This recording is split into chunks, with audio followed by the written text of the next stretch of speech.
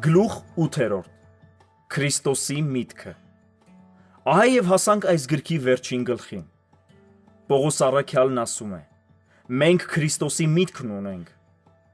Կորինթացիների առաջին թուղթ 2:16։ Սուրբ Գիրքը չի ստում։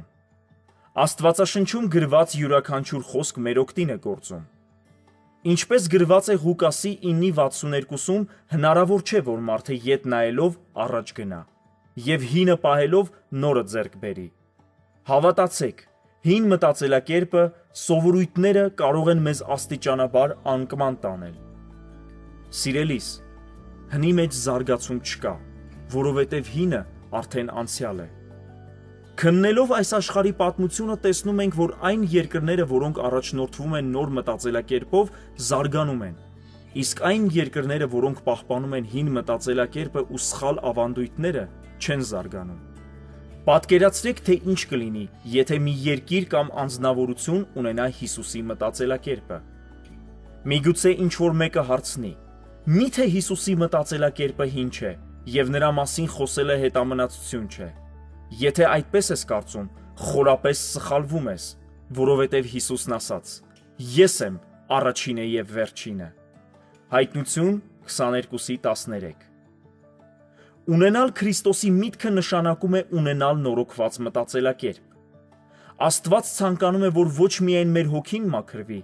այլև մեր միտքը նորոգվի։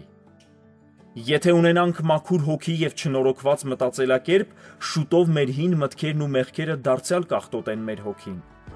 Հին մտածելակերպ ունեցող մարդը նույնիսկ չի կարող ճիշտ աղոթել։ Մատթեոսի 9:17-ում գրված է. նոր գինին էլ հին տիկերի մեջ չեն լցնի։ Եկեք ապրենք եւ մտածենք նոր ձևով։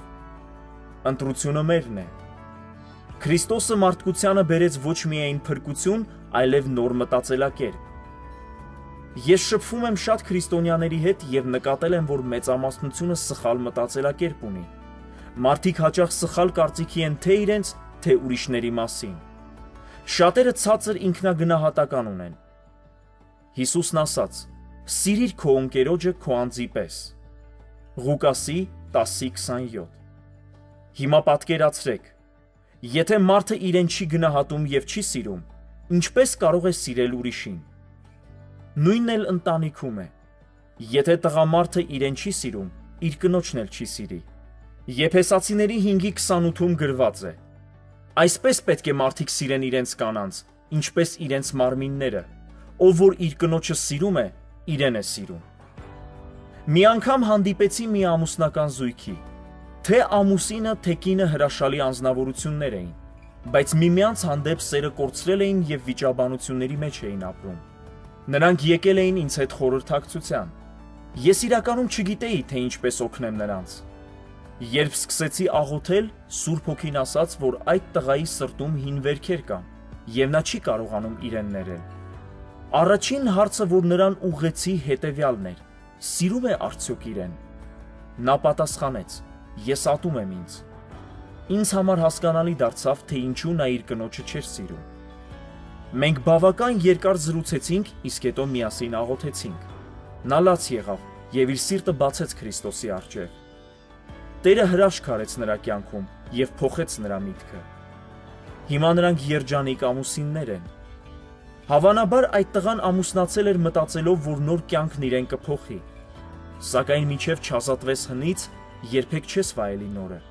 քանի որ Աստծո խոսքում ասվում է. նոր գինին հին տիկերի մեջ չեն լցնի։ Եթե ուզում ես ունենալ նոր կյանք եւ նոր տրամադրություն, գիտակցիր, որ քեզ անհրաժեշտ է Քրիստոսի մտածելակերպը։ Գինին մեր հոգևոր մարդու խորհրդապատկերն է, իսկ տակառը մեր մարմնի։ Մենք պետք է նոր տակառ դառնանք եւ Տիրոջ կամքը կկատարվի մեր կյանքում։ Այժմ անդրադառնանք այն հարցին, թե ինչպիսի մտածելակերպ ուներ Հիսուս Քրիստոսը։ Սուրբ մտածելակերպ։ Եբրայեցիների 4:15-ում գրված է. ամեն բանով փորձված մեր նմանությամբ, բայց առանց մեղքի։ Քրիստոսն ուներ ոչ միայն Սուրբ Հոգի, այլ նաև Սուրբ միտք։ Շատ մարդիկ Սուրբ Հոգի ունեն, բայց նրանց միտքը կապված է բազմաթիվ մեղքերով։ Մենք պետք է Քրիստոսի միտքն ունենանք, որ մեղքին հաղթենք։ Եթե մտքի նորոգում չունենանք, որքան էլ ցանկանանք մեղքին հաղթել, միևնույնն է, մեղքը կիշխի մեզ վրա։ Մարդը միայն Աստծո օգնությամբ կարող է սուրբ միտք ձեռք բերել։ Ահա թե ինչ խորհուրդ կտամ։ Աղոթեք եւ Աստծու խնդրեք, որ մաքրի ձեր միտքը։ Ամեն օր հատկապես առավոտյան եւ երեկոյան կարդացեք Աստծո խոսքը։ Թող Աստվածաշունչը դառնա ձեր սեղանի գիրքը եւ կտեսնեք, որ ձեր միտքը աստիճանաբար փոխվում է։ Հիսուսն ամեն օր աղոթում էր, հետևում Աստծո խոսքին եւ սուրբ մտածելակերպ ուներ։ Ունեցեք սուրբ հաղորդակցություն։ Սուրբ կյանք ունենալու համար պետք է հետևենք մեր լեզվին։ Հակոբոսի 3:2-ում գրված է. Եթե մեկը խոսքով չի մեղանչում, նա կատարյալ մարդ է։ Երբեմն եկեղեցում մարդիկ միասին հավաքված լսում են Աստծո խոսքը, իսկ հետո երբ առանձնանում են, սկսում են բամբասել, վիճել կամ դատարկաբանել։ Պատճառն այն է, որ սուրբ մտածելակերպ չունեն։ Սանձեք ձեր մարմինը եւ լեզուն, բամբասելու փոխարեն միմյանց հետ խոսեք ձեր հայտնությունների մասին։ Կորինթացիների առաջին թղթի 14:26-ում գրված է.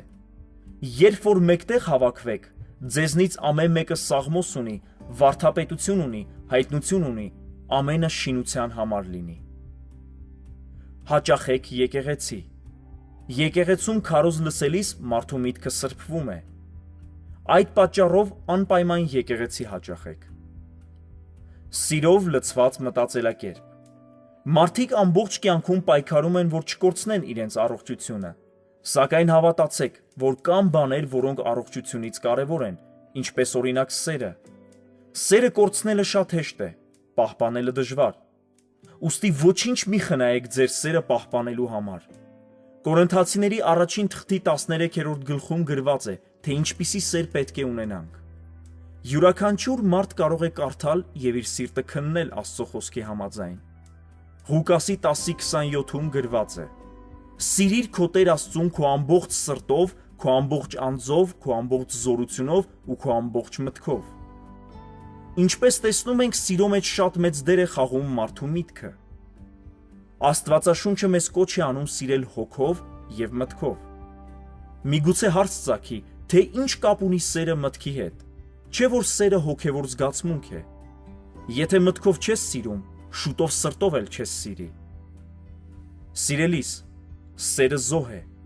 Սիրող մարդը իր անձը զոհում է ուրիշի համար։ Հիսուս Քրիստոսը լցված էր սիրով։ Նա գիտակցաբար իր անձը զոհեց ամբողջ մարդկության փրկության համար։ Եթե ասում ենք, որ ունենք Քրիստոսի միտքը, ուրեմն մեր միտքը նույնպես պետք է լցված լինի սիրով։ Ամբողջ ավետարանը լի է սիրով եւ մեզ օրինակ է ցույց տալիս, թե ինչպես պետք է սիրել միմյանց։ Եթե ցանկանում եք ավելին իմանալ սիրո մասին, խորհուրդ կտամ կարդալ Իմ ընտանիք գիրքը, որտեղ մի ամբողջ գլուխ նվիրված է հաղթական սիրո թեմային։ Քրիստոսը ճիշտ էր մտածում եւ ճիշտ էր հաղորդակցվում թե Աստծո, թե մարդկանց հետ։ Այդ պատճառով էլ մարդիկ մշտապես հետևում էին նրան։ Նա Աստծո որդին էր եւ լցված էր հույսով, հավատքով ու սիրով։ Լինելով առատաձեռն ու գթասիրտ, նա միշտ կարողանում էր հասկանալ եւ կարեկցել մարդկանց։ Մենք էլ Աստծո զավակները լինելով պետք է նմանվենք նրան։ Հիսուսը սուրբ էր եւ ձգտում էր կատարել Տիրոջ կամքը։ Նա երբեք եսակենտրոն չէր եւ ամեն ինչ կիսում էր մարդկանց հետ։ Ի վերջո նա բարի ու հնազանդ անձնավորություն էր։ Քրիստոսը իր օրինակով ամբողջ աշխարհին ցույց տվեց, թե ինչպիսին էր Աստծո ստեղծած մարդը, քանի դեռ Սատանան նրան չէր պղծելու փոխել։ Պատկերացնում եք, թե ինչ տեղի կունենար, եթե բոլոր մարդիկ Քրիստոսի միտքն ունենային։ Սիրելի եղբայր եւ քույր, հավատացած եմ, որ այս գիրքը կարող է օրհնություն դառնալ քեզ համար, եթե որոշում կայացնես փոխել մտածելակերպդ։ Պողոս առաքյալը գրում է. Չեմ դադարում ձեզ համար գոհություն տալուց, ձեզ իմ աղոթքներում հիշելով, որ մեր Տեր Հիսուս Քրիստոսի Աստվածը, Փառքի Հայրը, տա ձեզ իմաստության եւ հայտնության հոգի իր գիտությունով, որ ձեր սրտի աչքերը լուսավորվելով գիտենաք, թե ինչ է նրա կոչումի հույսը, եւ ինչ է իր ժառանգության փառավոր մեծությունը սուրբերում, եւ ինչ է նրա զորության գերազանց մեծությունը մեզանում, որ հավատացինք իր կարող զորության հաջողության պես։ Եփեսացիների 1:16-19։ Եկեք աղոթենք այս խոսքերի համաձայն եւ հավատանք, որ նորոգված եւ հայտնությամբ լցված մտածելակերպ կունենանք։ Աստծո օրհնությունները ձեզ։ Սիրով, Արթուր Սիմոնյան։